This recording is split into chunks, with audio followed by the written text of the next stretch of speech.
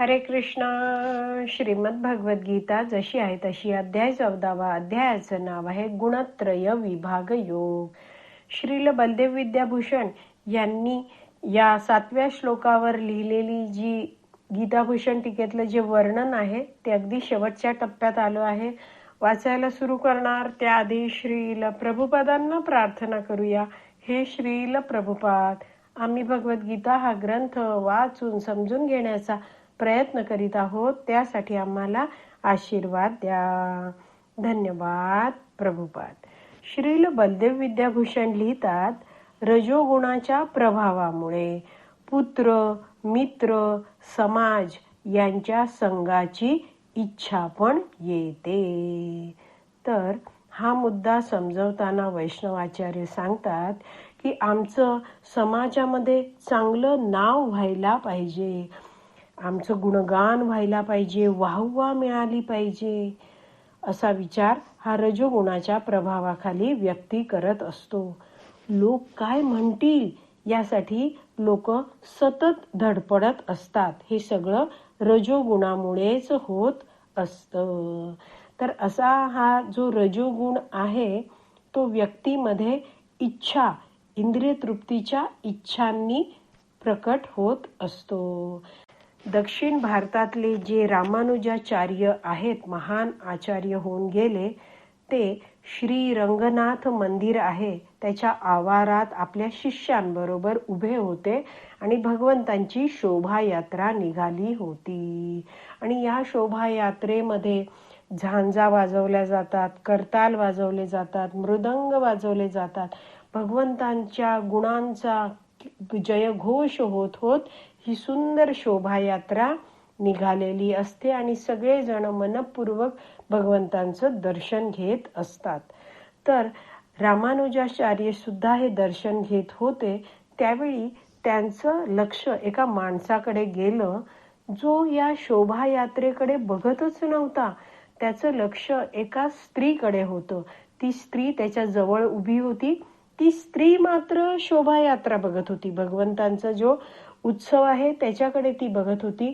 मात्र हा व्यक्ती त्या स्त्रीला, जिचं नाव होतं हेमांबा, तिला ऊन लागू नये म्हणून तिच्यावर छत्री धरून उभा होता आणि तिच्या जवळ छत्री घेऊन उभा होता आणि तो तिचं रूप निहाळत होता, तिचे सुंदर डोळे सतत बघत होता. त्यावेळी रामानुजाचार्यांनी आपल्या शिष्याला त्याच्याकडे पाठवलं आणि त्याला बोलवून घेतलं. तर तो होता धनुर्दास. श्रील रामानुजाचार्यांनी त्याला विचारलं की एवढी मोठी ही शोभायात्रा इथे चालली आहे आणि तिच्याकडे न बघता तू एका त्या स्त्रीकडे बघतो आहेस, हे काय आहे? तर त्यांनी सांगितलं की ती हेमांबा आहे. तिचं रूप, तिचे डोळे अतिशय सुंदर आहेत, ते मला आकर्षित करतात आणि म्हणून मी त्यांनाच बघत राहतो. तर रामानुजाचार्य आहेत त्यांनी विचारलं की ह्या स्त्रीच्या डोळ्यांपेक्षा सुंदर डोळे, तिच्या रूपापेक्षा सुंदर रूप मी तुला दाखवलं तर तू काय करशील? तर म्हणे, मग मी त्यांची सेवा करेन जसं आता मी तिची सेवा करतोय. तर रामानुजाचार्यांनी तो जो धनुर्दास आहे त्याला सांगितलं, उद्या श्री रंगनाथांचं जे दर्शन होतं सकाळी मंगल आरतीत त्यावेळी तू ये आणि मी तुला एक अद्भुत गोष्ट दाखवेन. लगेचच दुसऱ्या दिवशी धनुर्दास आला, रामानुजाचार्यांना भेटला आणि अतिशय सुंदर असे जे श्री रंगनाथ भगवंत आहेत त्यांच्या विग्रहाचं दर्शन त्याला रामानुजाचार्यांनी घडवलं. भगवंतांचं ते इतकं सुंदर अद्भुत रूप, त्यांचे अतिशय सुंदर डोळे पाहून धनुर्दास आहे तो भगवंतांच्या अगदी प्रेमात पडला. आणि मग लगेचच तो आणि ती जी हेमांबा होती ती त्याची पत्नी, त्या दोघांनीही श्री रामानुजाचार्यांचा आश्रय स्वीकारला. ते त्यांचे उत्तम असे शिष्य बनले आणि त्यांनी खूप सेवा केली. तर असा हा जो राग आहे, अनुराग आहे, म्हणजेच आसक्ती आहे, ती आसक्ती असली तर ती काही समस्या नाहीये. ही जे रजोगुण आहे तो आपल्याला भगवंतांच्या सेवेमध्ये, भगवंतांच्या भक्तीमध्ये लावायला हवा. जसं एक ब्रह्मचारी भक्त सांगत होते की जेव्हा ते तरुण होते आणि भक्तीत अजून आले नव्हते आणि एका मंदिराच्या बाजूने ते चालले होते, तर त्यांना एक सुंदर कीर्तन ऐकायला आलं आणि त्यांना पिक्चरची गाणी, सगळं संगीत ऐकायला खूप आवडायचं. तर असा हा व्यक्ती आहे. त्याचे कान कशासाठी तयार होते?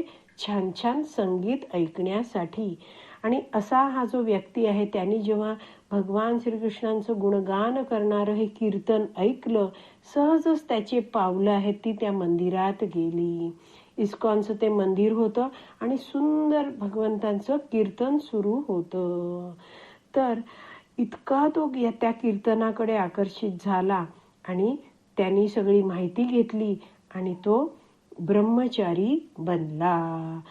तर अशा प्रकारे व्यक्ती आहे तो रजोगुणामुळे काहीतरी उपभोगू इच्छितो, आपल्या इंद्रियांना इंद्रिय विषय देऊ इच्छितो, मात्र आपल्याला प्रयत्नपूर्वक भगवंतांच्या संबंधित इंद्रिय विषय आपल्या ज्ञानेंद्रियांना पुरवायचे आहेत. श्रील बलदेव विद्याभूषण शेवटी लिहितात की रजोगुणामुळे स्त्री आणि पुरुष यांमध्ये परस्पर आकर्षण वाटते आणि इंद्रिय विषय भोग करण्याची इच्छा होते. तर अशा प्रकारे हा रजोगुण आहे तो व्यक्तीवर प्रभाव टाकत असतो आणि रजोगुणाच्या अधिपत्याखाली व्यक्ती आहे तो विविध कर्म करण्यासाठी, सकाम कर्म करण्यासाठी आसक्त होत जातो आणि ही जी सकाम कर्म आहेत ती त्या व्यक्तीला बांधून टाकतात. तर अशा प्रकारे श्रील बलदेव विद्याभूषण यांनी लिहिलेली जी गीताभूषण टीका आहे, 7व्या श्लोकाचं त्यातलं वर्णन आपण वाचून समजून घेण्याचा प्रयत्न केला आहे. आज आपण इथेच विराम देऊया. श्रीमद भगवद गीता की जय. श्रील प्रभुपाद की जय. हरी बोल.